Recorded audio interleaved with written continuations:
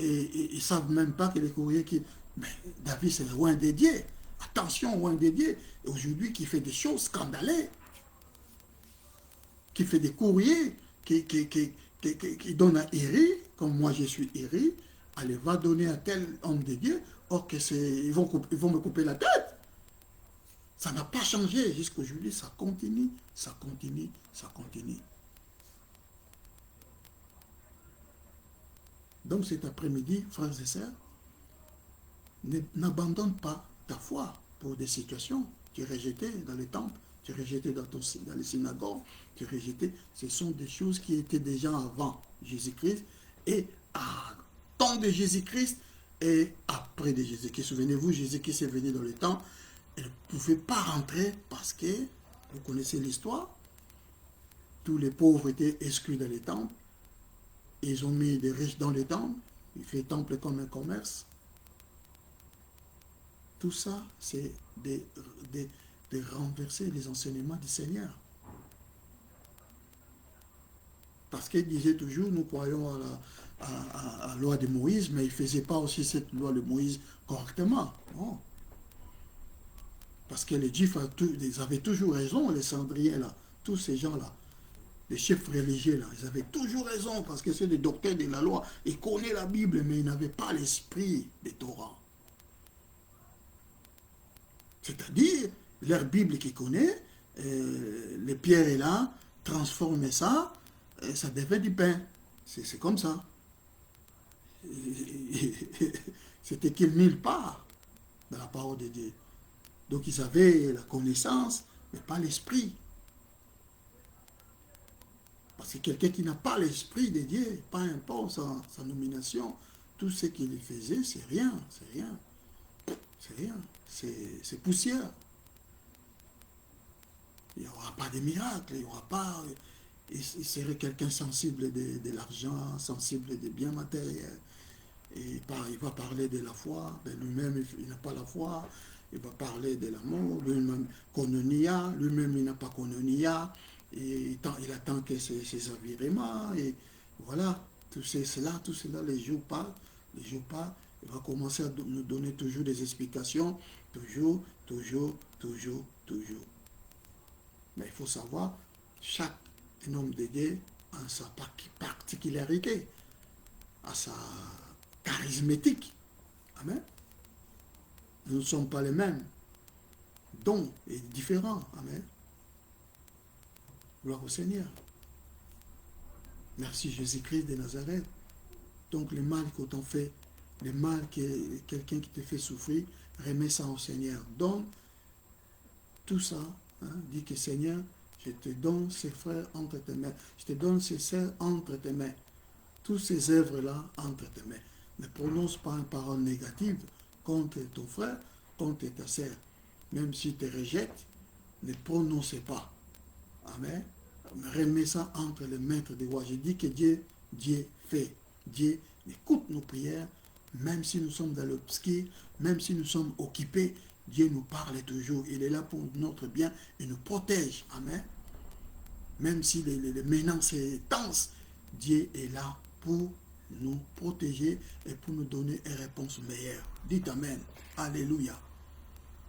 À l'exandre de Forgerin, qui m'a fait beaucoup de mal, que le Seigneur rende ce qu'il m'a fait. Amen. Et lisez bien ce passage. Vous voyez que Paul remet ses frères entre les mains du Seigneur. Que ses frères puissent comprendre, que le Seigneur lui-même puisse songer ses frères. Que le Seigneur lui-même puisse faire que cette frère puisse être reconvertir. Amen. Alléluia. Il a fait beaucoup de mal à l'église. Il avait fait beaucoup de mal à l'apôtre Paul. Mais l'apôtre Paul n'a jamais dit quelque chose. Il n'a pas dit, non, il ne faut pas lui donner ça. Ne lui donne pas ça. À l'exemple de ma Forgeron, oh, on m'a fait beaucoup de mal. Non, il ne faut pas. Non. Vois-tu, ne lui donne pas, laisse-le pas comme ça. Non. Nous devons garder toujours kononia, quel que soit tout autour de nous. Dites-moi, nous sommes des parents. Moi, j'ai des enfants. Je ne sais pas vous avez combien. Est-ce que vos enfants font toujours des bonnes choses dans la maison? Dites-moi. Parfois, il ne fait pas. Est-ce que vous le punissez à nourrir, à manger? Si vous ne le faites pas, pourquoi vous faites pour les autres? Les bien-aimés des autres ou des enfants des autres? Pourquoi? Donc attention, aujourd'hui, le message est là, est clair. Peut-être qu'il y a l'exemple de ma forgeron, de ma vie. Mais c'est mauvais. C'est mauvais. Et sache que le Seigneur te rendra ce que tu fais. Si moi aussi, bien-aimé frère Thierry, j'ai des mauvaises intentions, j'ai des mauvaises décisions, parce que ce qu'on voit dans le christianisme aujourd'hui, c'est waouh, waouh. Heureusement, nous sommes en Europe. Si en Afrique, c'est chaos. Amen. Imagine l'Afrique, vous savez comme l'Afrique est pauvre déjà. Tu viens comme ça au kit, ton pasteur lui dit, mais toi, tu pries, mais on ne va pas te donner du pain comme tout le monde. Du pain à manger.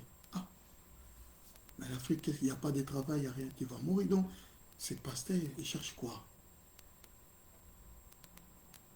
Qu'est-ce qu'il veut? Quels que soient tes péchés qu'il te fait, et lui te condamne par rapport à quoi? Est-ce que lui, il ne pêche pas? Est-ce que lui, il est déjà dans l'éternité ou il est sur terre? Bon, si lui, il est correct, est-ce que dans toute sa famille, il n'y a pas de pécheurs? Vous le croyez vraiment? Il y a des gens qui ne font pas beaucoup de choses dans sa famille.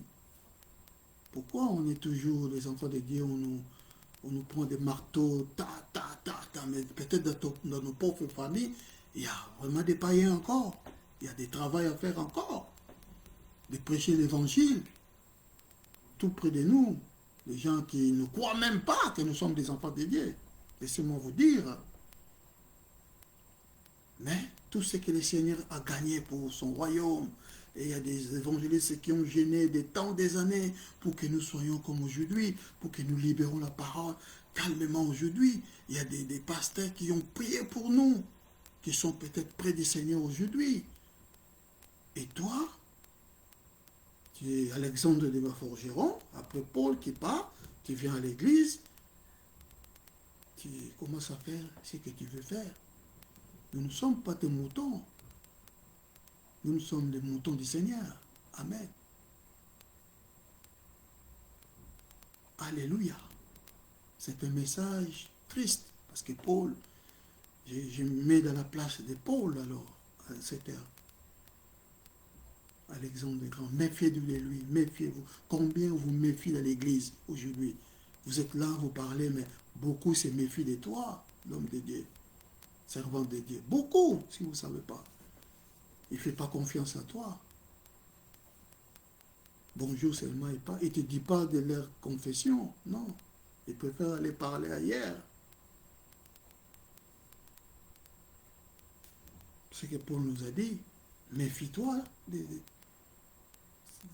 hommes de Dieu qui n'ont pas la paix, qui sont ceux qui disent et ceux qui croient qu'il a raison. Non. Vraiment que le Seigneur vous bénisse. Il est beau ce message, triste. Mais nous devons s'arrêter là. C'est la parole de Dieu. Je suis qu'un simple instrument de transmettre. Nous avons tous les mêmes combats. Ne pensez pas que les combats que tu as, frère Thierry n'a pas. Non. Nous avons tous les mêmes combats. Des rejets dans nos communautés, dans nos familles même. Oui, dans nos familles, il y a des rejets. Positivement, ton frère te rejette pour prendre les meubles que votre maman vous a laissés, les bateaux. Ça, c'est des choses vraies. Amen. Ton enfant peut te rejeter.